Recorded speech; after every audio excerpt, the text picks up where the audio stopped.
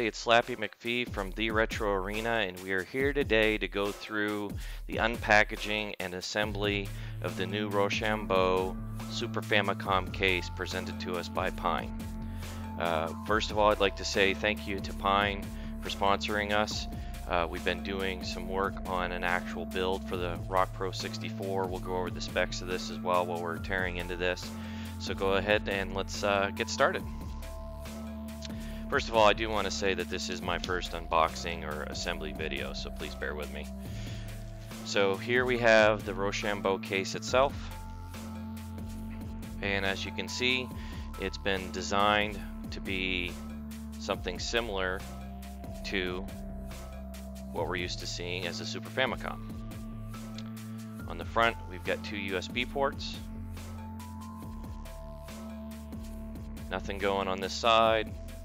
On the rear, we're going to go ahead and have our HDMI ports and power, audio, etc.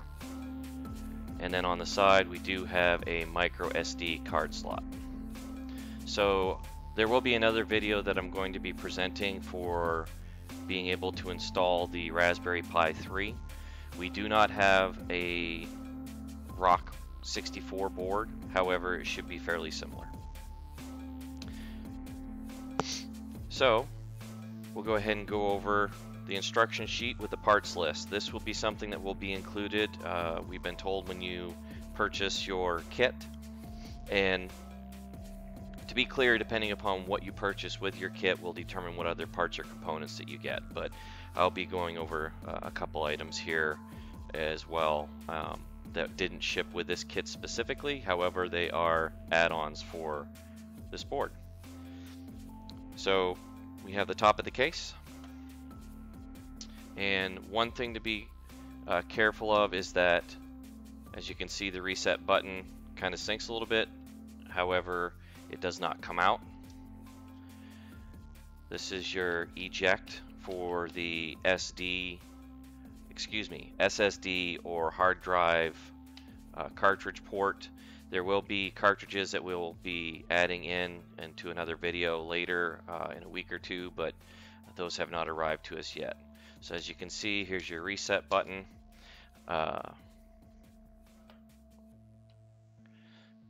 We've got the power button, which sits separately, so just be aware of that. It actually sits on the power switch itself and will enable and disable power. We've got the circuit board PCB. So with this circuit board PCB, you're going to want to be careful when you're taking this apart, because there are pins on each side of the front USB ports to help lock the board in place along with the screws in the rear. So you want to go ahead and gently release and pull them out at an angle. And we have the base of the case itself. And you can see here an add-on board that has connectors on it for the extension that you're going to have on your USB-C, and it extends that USB-C connection as well as the third USB port. Along with it, you're also going to get all your cables and your screws. There are two packages of screws. They are color-coded and annotated. You have yellow and green, and like I said, they are annotated here as item number 2 and then item number 7. And then we have our other cables that we're going to be connecting. Got that USB extension cable, and then the other USB cable that goes in the rear, and then a couple other cables here, as well as a twisted set cable. Now, taking a look at the instruction sheet, as you can see, we've got one page that does the physical connections, the physical assembly, and then the second page, at least in the case of the RockPro64, which we have here today, you have your schematic for the actual wiring cabling. So along with this case, we have a fan kit that came with it. And it is a small heatsink with the embedded fan. And then it also comes with a thermal pad that we'll be applying. And now we get to the board itself.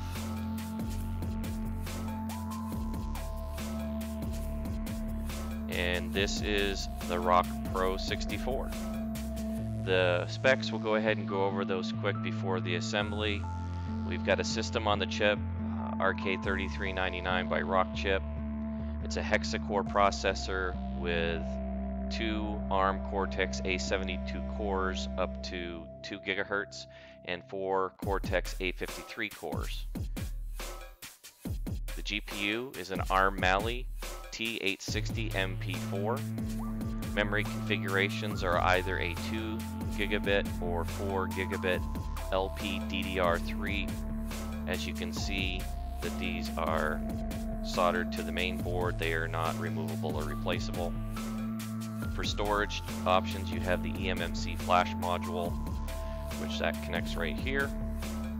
And then you've got your micro SD card, which can be bootable, and the micro SD card slot, if you can see it, is here on the underside, and as stated, you can access that externally, right? You're not going to be able to access the eMMC, of course. And it also has 128 Mbit SPI flash. The video has the HDMI 2.0 output. It has an EDP connector, an MIPI connector, a TP connector, backlight supply, display port via USB Type-C. The USB Type-C port sits underneath the USB 3 port, and then we have our 2 USB 2.0s. We have 2 physical buttons here. We have our audio jack. This is your PCIe port. It also has the ability for a camera and parallel CSI and 2 MIPI CSIs. It has a debugging 3-pin serial header. For expansion, we've got the 40-pin GPIO header. And then already stated, we've got the PCIe X4 slot. We've got the ability for the IR receiver. And then the power supply is a 12-volt DC input power barrel jack, which we've got right here actually. Go ahead and get this folded over. Standard barrel jack. This is a 3 amp power supply, 12 volt, and depending upon where you're located, you'll want to be sure that you get the correct module for the receptacle itself. The dimensions of the board are 133 millimeters by 80 millimeters by 19 millimeters. What I have here is their Wi-Fi module that you can go ahead and get connected if you'd like to use that. That connects here on the board, right? However, I will not be connecting that as I do not personally use the Wi-Fi. I prefer Ethernet for connectivity. And then we've got here an eMMC module. Now, depending upon, once again, how you order your pack, you might not get an eMMC module, you may not get the Wi-Fi. However, you should be receiving the fan for the board itself. And then in this case, just for this tutorial, I've got an old Hitachi 80 gigabyte drive that I'm going to go ahead and use to just show you and demonstrate using that SATA port. Alright. So the first thing we're going to go ahead and do is we're going to go ahead and grab this base. We're going to go ahead and grab the board. And nothing to be really concerned with worrying about cleaning here on the bottom. So that's good. I'm going to go ahead and be careful as before I actually get this clamped in, just to show you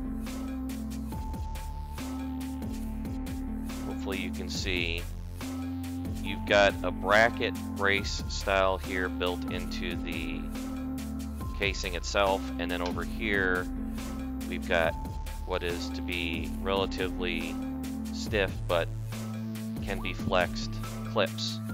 So you're going to go ahead and want to get the board brought in, make sure that it kind of comes in here at an angle, and then you get it locked in with those clips. And then of course obviously there's also the screws that will help secure the board. So we'll go ahead and move the bag out of the way.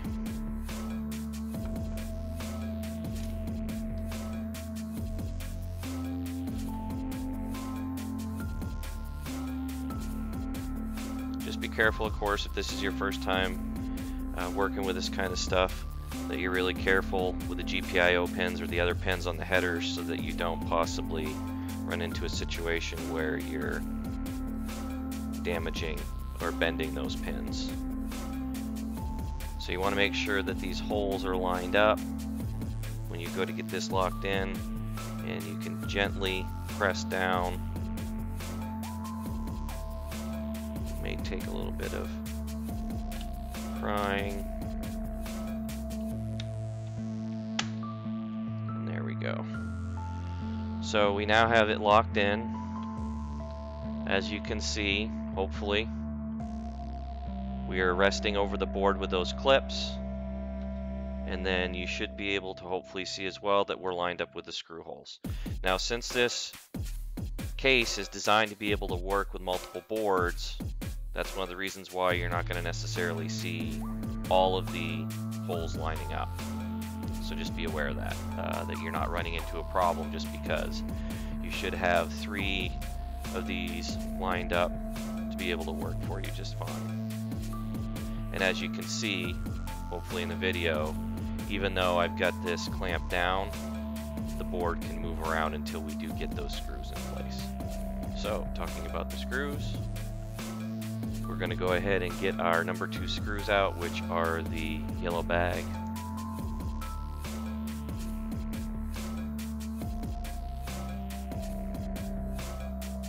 Go ahead and begin to get these screwed in.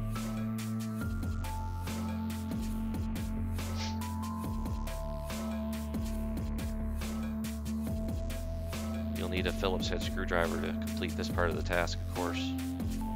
Now these aren't threaded, so you just want to be really careful because you're going to be self-threading while you're going.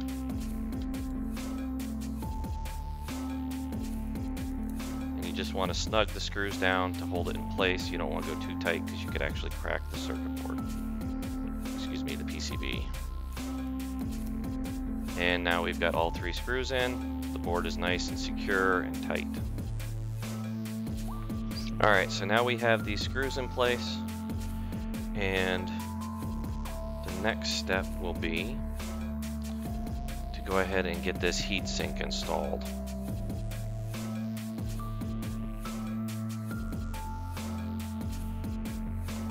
So you can kind of trust that this is clean, however, I'm not going to take any chances, right? So I actually have with me some isopropyl, and I'm going to go ahead and clean off both the CPU and the heatsink just to be completely sure that we don't have any types of fuzz or fingerprints, oil from fingers, etc.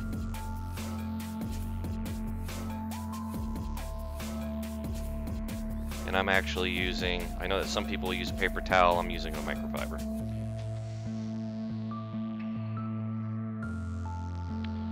Alright, so as you can see here, right, we've got a square printed onto the board, and that's where you're going to need to put this thermal sheet.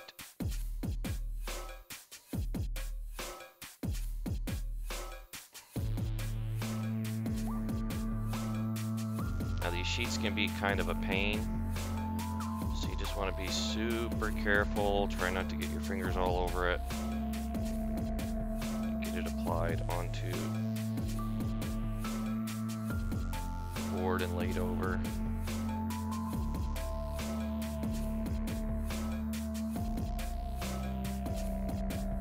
And gently, you may want to actually kind of keep a little bit of pressure as you peel, but as you can see, it likes to come with it. So you want to make sure that you're staying relatively slow and let it lay there.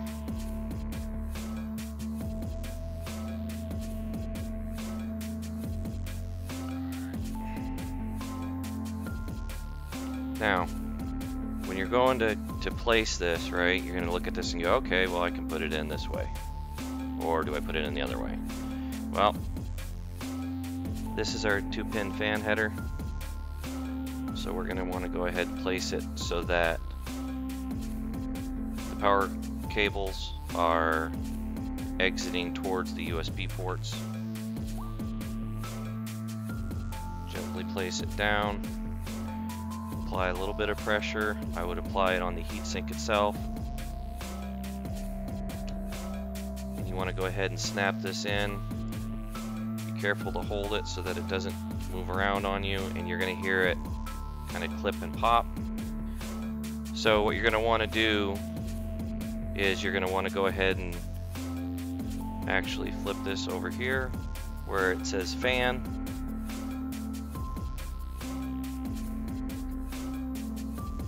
And there's a little notch on it if you're not familiar with this kind of stuff.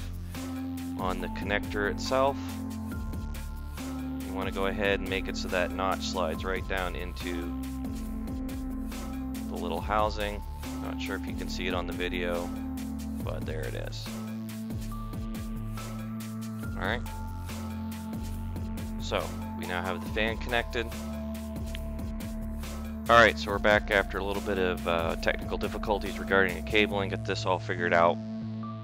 So one of the things that I would strongly suggest you do is remember or realize that these cables are pretty stiff, right? So you know, you just kind of want to give them a little bit of a motion because they'll be stiff just from fabrication, right? And it's going to feel as if some of these cables may be too tight. However, as long as you're careful, obviously, and you pay attention to what you're doing, you'll be fine. So per the diagram, we're going to go ahead and connect with the white wires on this wiring harness to the very beginning of the GPIO header, closest to the HDMI port. Let that sit down there to the side. You've got your USB extension, and I suggest that you kind of give this just a little bit of a flexing here to kind of help route it properly.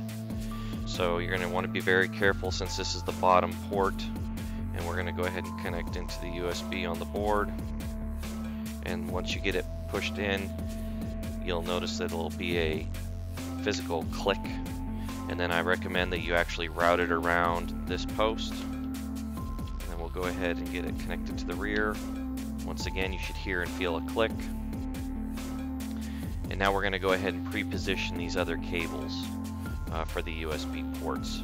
So the next one is going to be the USB 2.0 port, and it's going to go into the top port on the board. Once again, be careful, it's going to have to go in at an angle. Make sure that you give this a little bit of a bend, right? Bring that around. And then now this is your USB 3 cable that will actually route up to the top PCB, and this is what provides connectivity for that drive if you choose to go ahead and plug a drive in there. So once again, we're going to go ahead and get connected in, a little bit of a click, and you may need to kind of, once again, kind of give this a little bit of a flex and bend because it's got a memory from being fabricated. So now when you go ahead to install the top PCB, you do want to be careful. There are a pair of pins up here as a reminder to help hold the board in place, but you want to go ahead and make sure that these USB cables are not in the way, and we're going to angle the board into place over those pins. And you should see and feel that the board's now in place. What I suggest you do is to actually get this rear screw installed, and it will just help to keep the board from moving on you. And as previously discussed, don't forget, do not over tighten. We just want to snug down. Since I'm back here, and you know what? I'm not going to go ahead and redo this take, but I don't need to.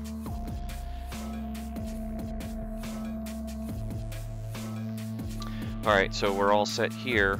Now, that A cable, which is underneath and is the top USB 2 port, actually swings around here to this back port on the front side. And we install it with little teeth facing upward. Okay. And then this will be actually going from here to there. However, before we install that, we want to go ahead and get this cable installed. And this one can be a little bit challenging. So you just want to be really careful and gently guide it into place. Get it in there and get it seated.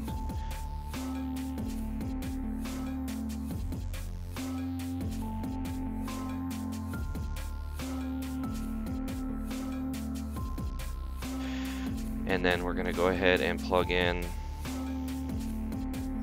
the last cable. Tuck it underneath. It's my suggestion.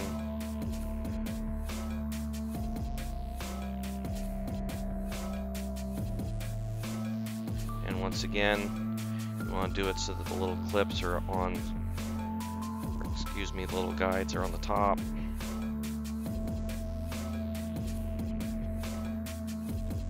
You want to feel a physical click on it, on all of these when they plug in.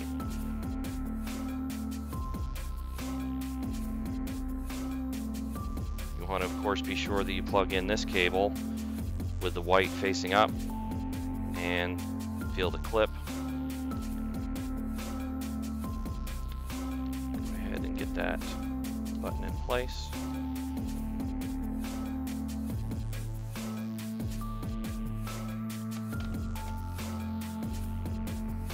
Alright, so now, before you actually put the rest of your screws in, you've seen that I've done a dry fitment. You want to be sure that everything seems to sit correctly, right? So we can see that our USB ports are properly aligned. And we want to just take a look all the way around. We see that our other ports are aligned.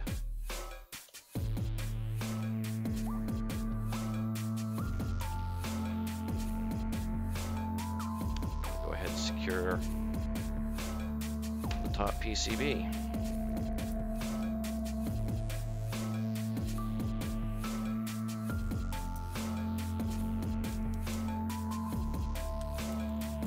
Alright, so now at this point you shouldn't have any screws left from the yellow bag.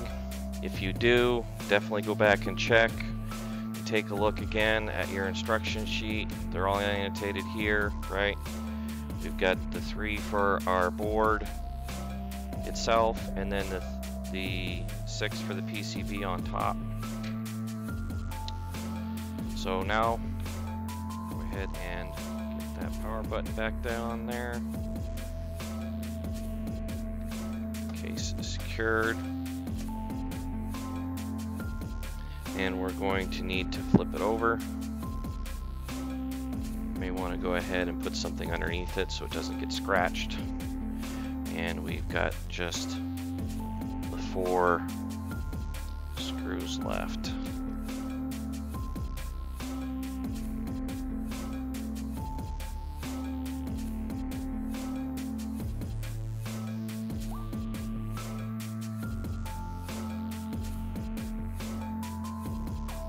And you should feel that they snug down.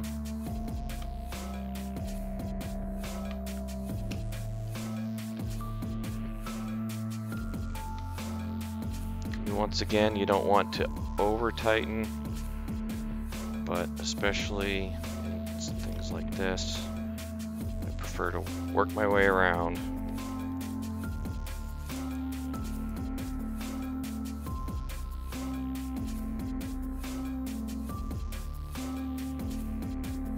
Alright, so we have it now assembled.